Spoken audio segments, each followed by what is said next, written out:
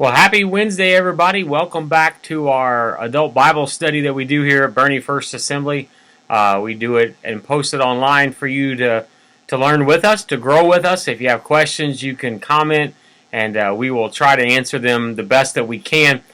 We've been going through the book of Matthew the past several weeks and months, just studying Scripture, studying what God says in His Word. And this week we're in one of my favorite chapters of the Bible, Matthew chapter 16. I love this chapter because it has a lot of interesting concepts and things and a profound statement made that we will get to in just a few minutes. But let's just jump in this morning or this afternoon and get into our study because it's more important than anything that I could say. Starting in the first verse of chapter 16 of Matthew, it says, "And the Pharisees and the Sadducees came, and to test him, they asked him to show them a sign from heaven."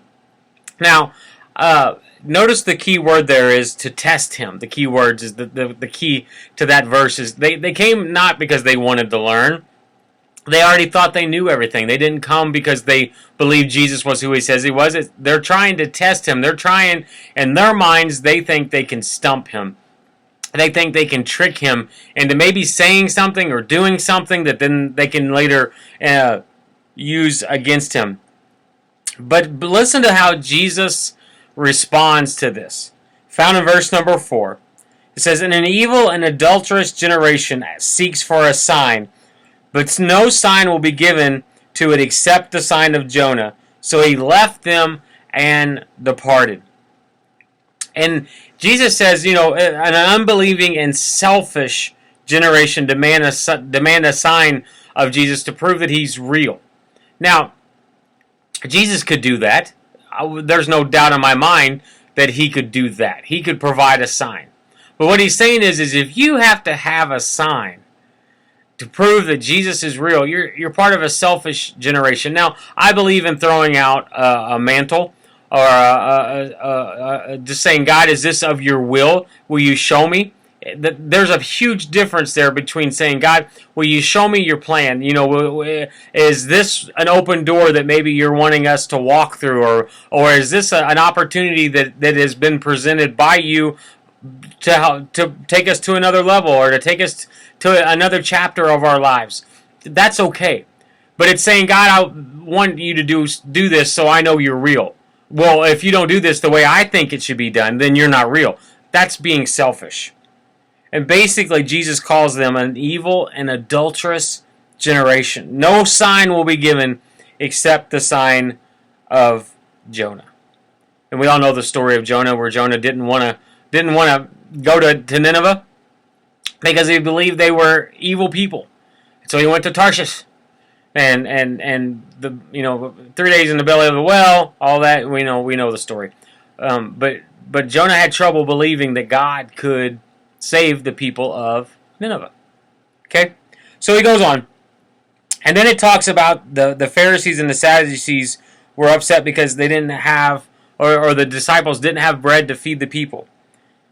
And it says this in verse 8: "O you of little faith, why are you discussing among yourselves the fact that you have no bread? Do you not perceive? Do you not remember?" Let me flip my page here. "Remember the 5 loaves for the 5,000, and how many baskets you gathered? Or the 7 loaves for the 4,000, and how many baskets you gathered?" The disciples were upset because they had no bread. And here's where I believe it's a possibility what Jesus was really, really teaching. He says, "Beware of the leaven and Pharisees and Sadducees." You see, leaven was used and is used to make bread rise. That's what makes it rise. Could Jesus be warning the disciples not to be part of the lies and hatred that the Pharisees and the Sadducees were creating to blame Jesus? It had nothing really to do with food. And so I think Jesus is teaching them, look, beware, because there's something on the horizon here horizon that is far beyond food. Don't buy into the things the Pharisees and the Sadducees are saying that could cause a rise in this. Don't be a part of it. Don't take part of it. And Jesus asked the disciples if they already had forgotten about how he fed 5,000 and how he fed the 4,000 with just a few loaves of bread and a few fish. He's trying to remind them and keep in their memory, look, the little things that you all worry about are not a big issue for me. The things that maybe keep you awake at night don't bother me because I can do anything. I can give you anything you want. All things are possible. And then Jesus goes from teaching about the bread and staying away from the leaven, and now he goes into my favorite passage of the whole Bible, starting in verse 13.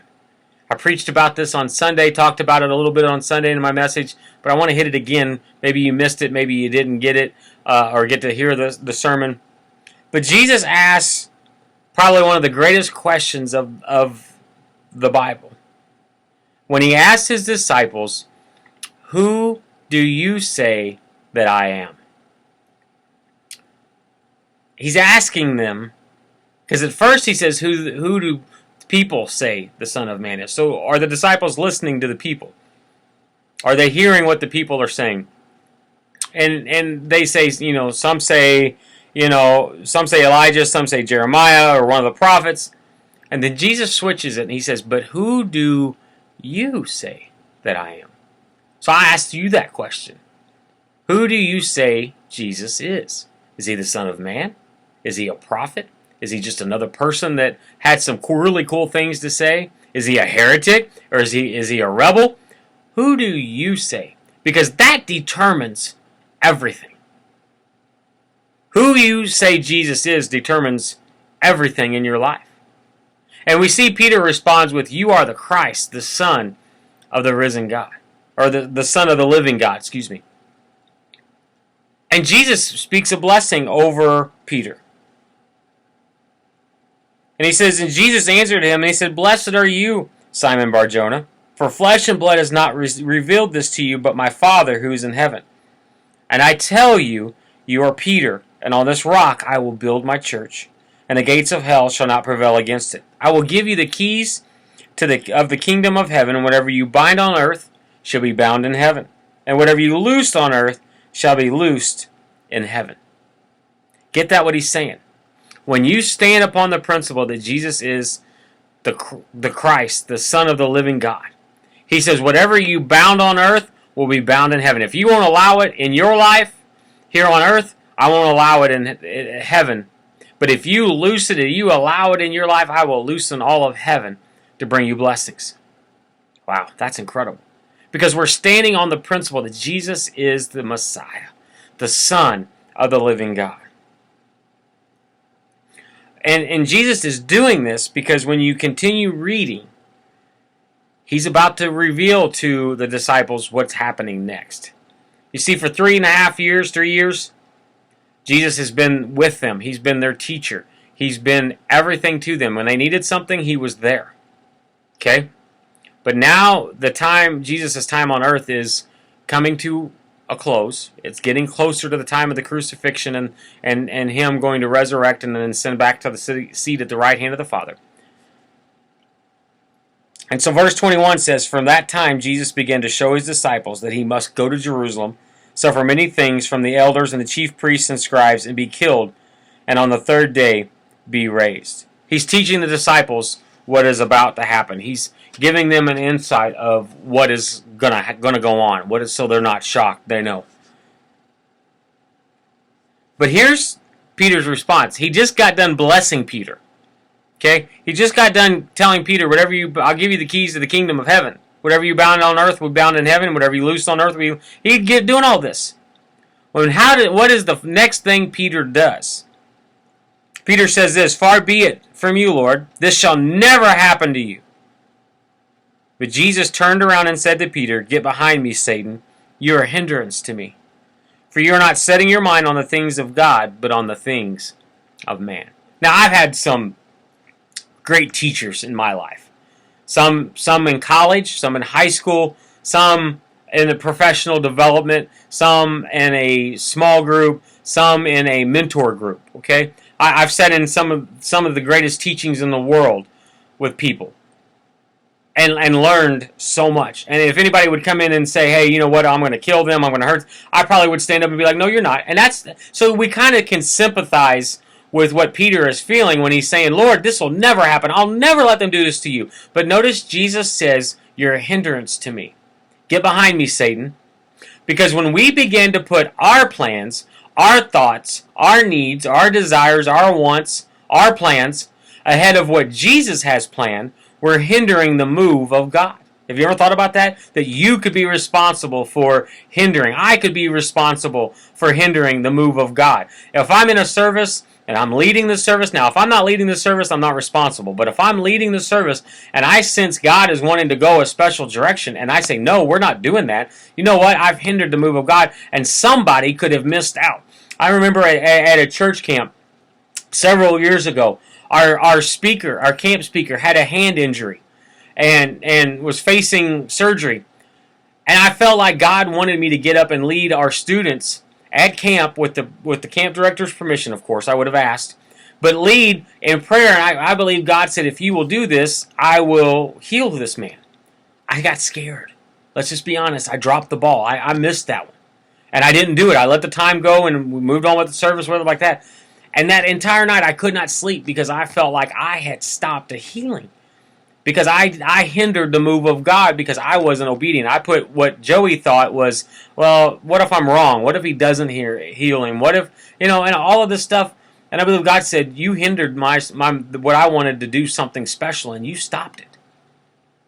And so Peter is trying to stop what God has prophesied, what God has planned. And Jesus says, "Get behind me, Satan. You're a hindrance to me. You've got your mind on the things of man, not the things of God. Get your mind right." And then Jesus he goes on and he says, "Take up your cross and follow me." Jesus told his disciples, "If anyone would come after me, let him deny himself, take up his cross, and follow me. For what will it profit a man if he gains the whole world and forfeits his soul? For the Son of Man is going to come with his angels in the glory of his Father, and then he will repay each person according to what he has done." As we wrap up chapter 16, I think one of the worst slogans I've ever seen, ever heard, is "He who dies with the most toys wins." That's not the purpose. Because I know in ancient times they have found the tomb rooms of leaders and kings and important figures. They were filled with a room with a sarcophagus of the bones of the person. And then every possession they owned, they buried with them. What a waste. What could have been used? People wanting to die and be buried in their favorite vehicle or their favorite things buried with them. What's the point? You can't take it with you. Matter of fact, you won't need it. Because wherever you're going, up or down, north or south, you'll have what you need. Fortunately for us, we head north. We go to heaven. We spend eternity. God has supplied all of our needs. Those that choose hell, and I say choose hell, what they need, they can't get. Anyway, so you can't take it with you.